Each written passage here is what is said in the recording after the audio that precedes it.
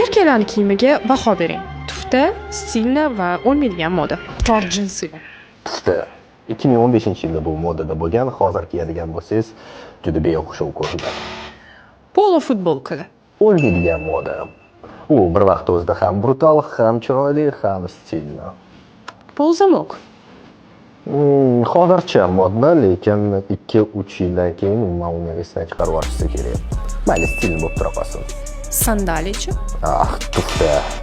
Baland poshnali krossovkalar.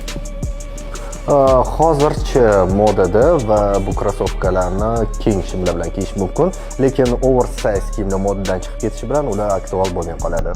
Oxford. Oxford. 100 yil oldin kiyishgan, 100 yildan keyin ham kiyishi kerak. Abadiy moda. Yirtiq jinsilar. Tufta. Qalbi butun insonlarga tavsiya qilmagan bo'lar. Klassik shimlarchi. O'lmaydigan moda.